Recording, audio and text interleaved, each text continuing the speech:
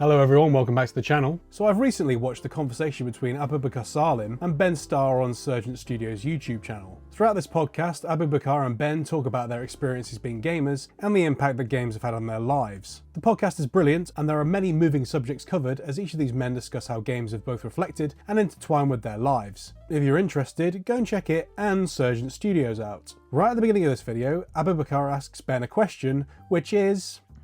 Was there ever a moment in your whole life where you went through a moment where you're like, oh no, it's not cool to be a gamer, I'm going to shun that away and not talk about games, to a moment where you then embraced it? Ben then answers with a very detailed answer, but I think the most striking part is... And I've always been a part of it, but I've kind of always been a part of it separately. You know, I've been the person that looks at the Reddit forums, I listen to all the podcasts, I know who all the people are, but I've never kind of engaged with it because it's always been something that I didn't feel like maybe I was allowed to do. Yeah. This really resonated with me, as it's a very poignant way of admitting to feeling like an outsider. Abubakar is primarily known for playing Bayek of Siwa in Assassin's Creed Origins, and Ben Starr is primarily known for playing Clive Rosfield in Final Fantasy XVI. I know next to nothing about Assassin's Creed, but I do know quite a bit about Final Fantasy, so I think I'll use this series to hone in on this idea of what it means to be an outsider. The Final Fantasy creators have gone on record at various points saying that the series was in part inspired by Star Wars, and I think one of the most prolific themes of the first Star Wars film was that you don't need to be anyone of note to make a difference. In Star Wars, Luke Skywalker was thrust into chaos and saved the galaxy. What the film cleverly points at is that Luke is uniquely qualified to destroy the Death Star precisely because of the skill he gathered at home on Tatooine, a time which he thought he was wasting. This brought to my mind a two-part question.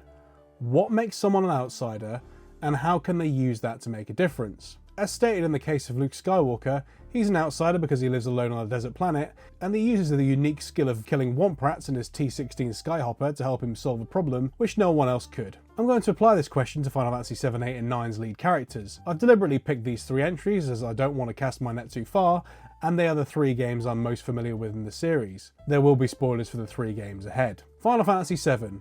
In Final Fantasy VII, Cloud Strife, an ex-member of the Shinra military group Soldier, assists the eco-terrorist group Avalanche in destroying various Marco reactors in an attempt to save the planet from environmental disaster. The only personal link he has to this group is through his childhood friend Tifa, but she hasn't seen him in years. Cloud is also not trusted by the rest of the group initially, and spends the first part of the game winning them over. Eventually he meets Aerith, a slum-dwelling flower girl, who is kidnapped, and he then leads the members of Avalanche to rescue her. Later in the game, Aerith dies, and Cloud loses his mind. It turns out that a lot of Cloud's memories from before the beginning of the game's story aren't his, but are actually imprinted from his dead friend Zack. This results in him completely questioning who he is. After a lot of inner turmoil, he realises that who he is isn't down to his memories, but down to his character and attitude. This leads him to embracing himself, and eventually facing the main villain Sephiroth.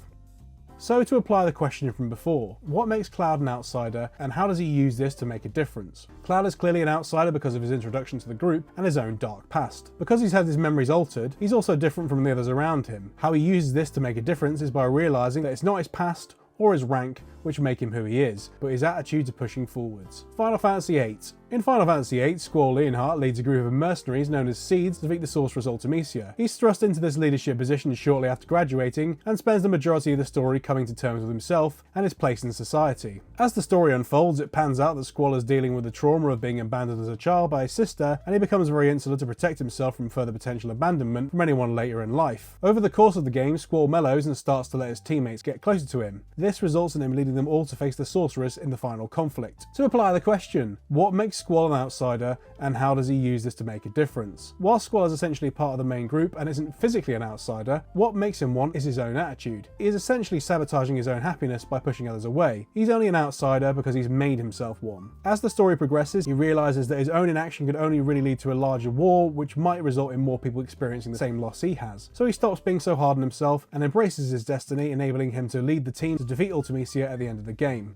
Final Fantasy IX. The lead character in Final Fantasy IX is Zidane Tribal. He's part of a group of thieves from the planet Gaia, who at the beginning of the game are tasked with kidnapping Princess Garnet from the Kingdom of Alexandria. This leads him on an adventure with a whole cast of quirky characters. Throughout the game, Zidane essentially acts as the big brother type character, and typically has more knowledge about the wider world than everyone he travels with. Eventually, the gang end up travelling to another planet called Terra, where Zidane is shocked to find out he was originally from. He also finds out he was created to destroy Gaia, which he had called his home for so long. This sends the overwhelmingly positive Zidane into despair, which his friends eventually pull him out of. This leads to him realising how important he is to others around him, and then helps him push himself to lead the team in fighting Kuja, the big bad in Final Fantasy IX. So to apply the question here, what makes Zidane an outsider, and how does he use it to make a difference? Zidane is an outsider because he is from an entirely different planet than the rest of the cast. He's also been created with the purpose of causing chaos on the planet that he calls home. After he makes this realisation, the entire cast of characters that make up his friendship group don't treat him any differently, and in spite of his cruel attempts to push them away, they stick by him, and bring him to his senses. After confronting Kuja at the end of the game, his brother from the same place, he is driven to show the same unconditional love that his companion showed him in an attempt to rescue his brother. In short, Cloud was always an outsider, but his own personality led him to realise that this didn't actually matter to the people around him, and it didn't stop him from leading everyone to push forward.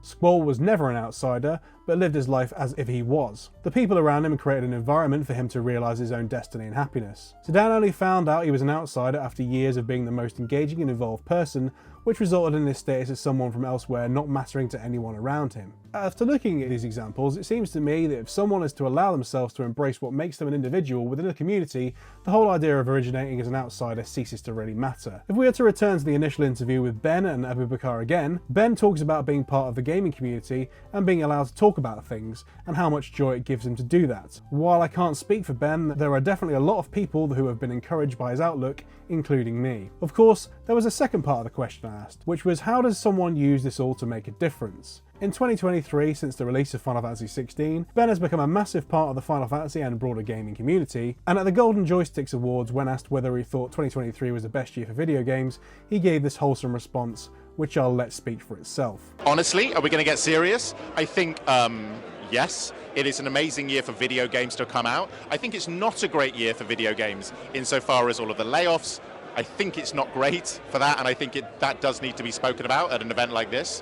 I think we want to celebrate all of these games, but maybe there is something missing because a lot of people who made those games are no longer working at those companies. And so I think that's a shame, and hopefully this is the worst that it gets. I fear that it isn't, but I really hope that, you know, the industry figures out a way of course correcting and allowing those people who've made these games that we are celebrating today to celebrate them as well and not be on, you know, the unemployment line. My main takeaway from all this is to put yourself out there and be who you want to be, and who knows what you'll be able to achieve.